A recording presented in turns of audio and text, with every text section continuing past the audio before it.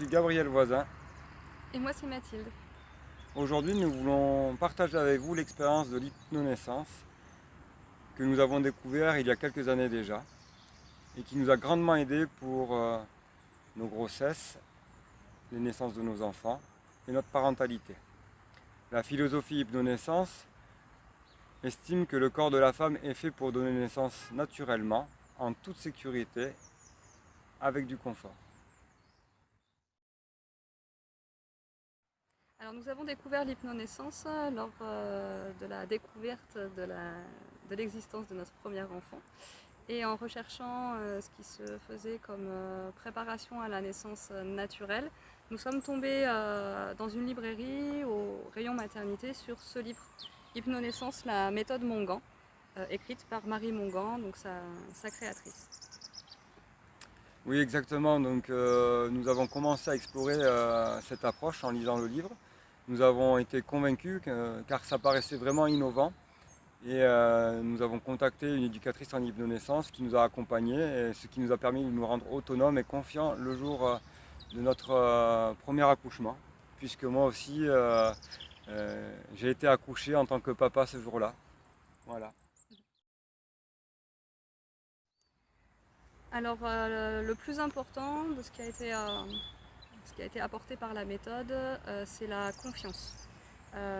Bien que convaincu que la nature était bien faite et qu'on est tout à fait en capacité de donner naissance naturellement, du fait d'avoir des méthodes d'auto-hypnose, de relaxation profonde, permet vraiment de vivre le moment d'une manière tout à fait sereine, confiante et vraiment confortable.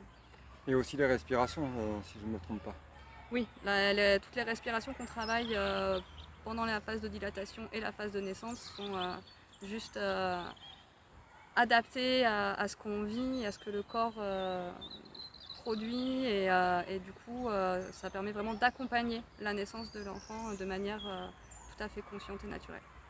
Oui, donc moi j'ai pu être témoin en tant que papa de cette naissance physiologique. J'avais une présence sécurisante, je pense, pour Mathilde, mais aussi j'encourageais avec la philosophie de naissance ma petite fille. On ne savait pas que c'était encore une fille, on avait un bébé surprise. J'ai pu être rassuré sur mon rôle. J'avais un rôle déjà à jouer, c'était bien pour moi parce que je ne me sentais pas inutile et j'ai pu accueillir notre enfant en me sentant confiant pour l'avenir. Oui, et du fait que les papas soient préparés avec cette méthode, permet déjà qu'ils soient beaucoup plus sereins aussi le moment venu. Et du coup, pour moi, ça a permis d'être vraiment concentrée que sur ce que je ressentais et non pas sur tout ce qui aurait pu arriver autour, tout ce qui va être le relationnel, les préparations, etc. C'était vraiment le jour J, j'étais dans mon corps et avec mon bébé et j'avais totalement confiance en Gabriel qui allait lui avoir cette qualité de présence et il connaissait parfaitement ce rôle de papa qui garant de mon espace et de l'espace de notre enfant. Alors l'influence de l'hypnonaissance, elle va bien au-delà du jour de la naissance et de l'accouchement. Ça permet justement d'instaurer cette confiance et cette communication qu'il y a entre les parents.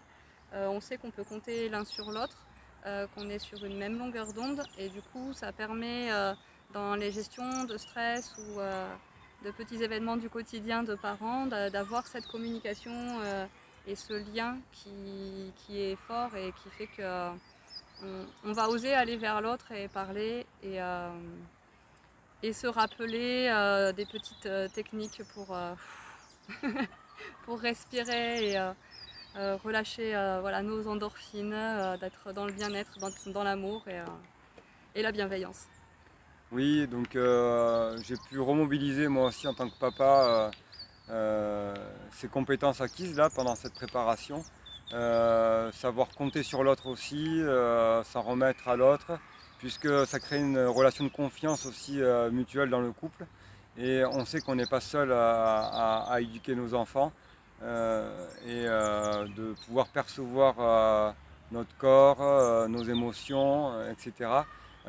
Font que face aux événements qui se présentent dans notre vie de parents, nous arrivons à être un peu plus serein, avoir un peu plus de discernement, même si parfois on n'est pas parfait forcément. Mais on peut toujours revenir discuter de nos points faibles et essayer de s'améliorer. Voilà. Donc en conclusion, je dirais que l'hypnonaissance, c'est vraiment quelque chose qui nous accompagne au quotidien. Du coup, depuis la grossesse jusqu'à la naissance et dans la parentalité, dans le couple. C'est un appui qu'on peut ressolliciter parce que en fait, ça met en mouvement tout ce qu'on a déjà en nous et ça nous met en lumière, ça nous permet vraiment de solliciter toutes ces capacités que l'on a et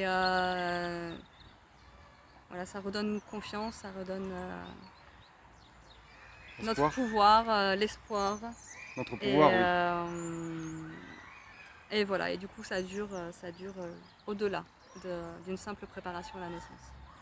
Oui, donc moi c'est ce que j'ai pu ressentir aussi, c'est le fait de reprendre le pouvoir sur la naissance, sur la grossesse, de se sentir décideur même si on accepte l'aide du médical aussi. Ça nous a donné cette philosophie pour continuer dans l'instruction de nos enfants, les choix qu'on fait, et pas se laisser embarquer par les sollicitations des autres, la culture dans laquelle on vit, et pouvoir prendre des choix en conscience. Donc, j'espère que ce témoignage vous aura inspiré, que vous connaissiez l'hypnonaissance ou non. Nous sommes maintenant tous deux formés comme éducateurs en hypnonaissance et nous sommes convaincus de cette méthode qui est une bonne pratique au début d'une vie familiale nous souhaitons vraiment la transmettre à un plus grand nombre.